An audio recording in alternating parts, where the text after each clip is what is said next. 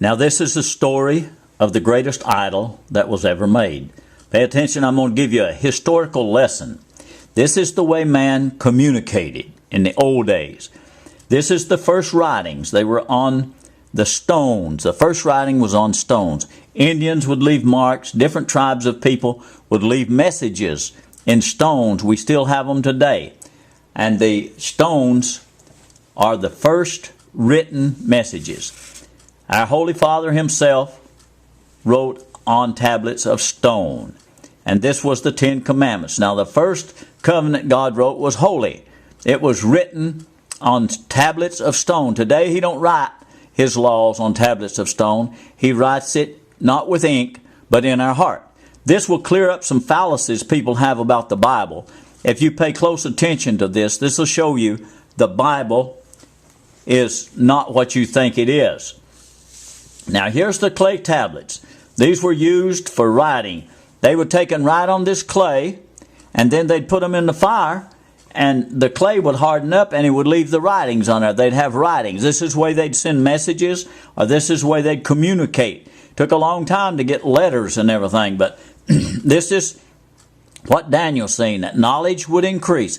You'll notice this year after year. I'm going to go through many years here, and you'll see knowledge increasing as we go along. Now papyrus come on after the clay. Papyrus was made out of the reeds down in Egypt. And some of this papyrus was 40 yards long. It was 100 and some feet long. They'd roll it up and they would write on this papyrus. This is the way they had of communicating. Now, you're coming into different stages of time and different years, and watch how the Bible develops through all. It's a man-made thing, and it's developed by man. This is the idol that man made. Now, here's what the Romans used. They would use wax. And they could take something and write in wax and send messages and all. And they would write on wax. So you see, they write on papyrus, they write on wax, they write on clay, or they write on stones. They didn't have telephones or newspapers. All they had was their own hands. And this is the way that they would communicate, by writing down on wax tablets. The Romans would. Now here's where parchment come in. Now this brings you up to the days of Jesus and Paul and them. Parchments progressively replaced the papyrus.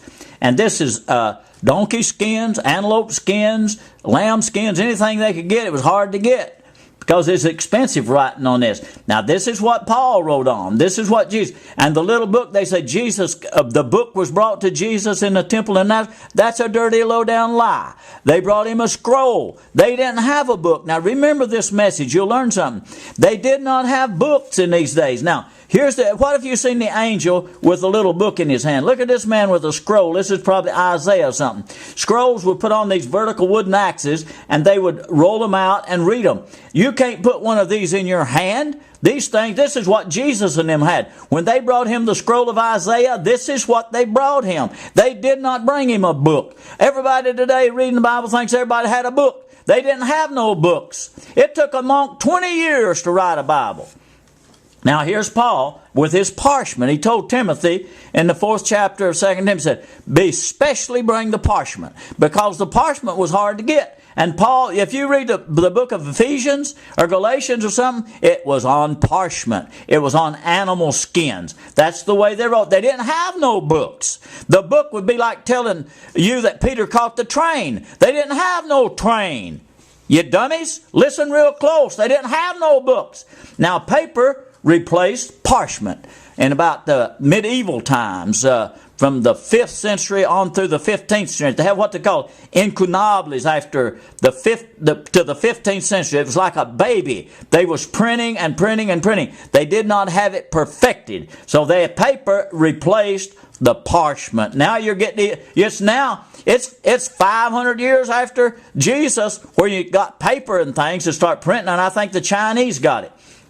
Now here comes the codex. Codex means they stacked them on top of one another. They'd have letters on top of one, lay them flat on a table. They didn't have to roll them out like you did on a scroll on wooden pegs. You could lay them flat. It's easier to read, easier to mark your place, and they had it in a codex form. That meant this is the baby. This is incunably of the printing time. This is when they put them all on stacks of paper. This is your codex time. Now, you're coming on later into time. Now, here's the Emperor Diocletian. He burned a lot of Christian texts. And this shows you don't have all of them. They left a lot of them out with Constantine in 330 AD. This man was before Constantine. But he burned them. He made Christians bow down to Roman gods. He made them make sacrifices to Roman gods. And so you don't have all the texts of the Christians because he burned them all. And they have to write new ones up. So you see, this thing takes 20 years to write up a whole Bible. Now here you're coming up into the 14th century.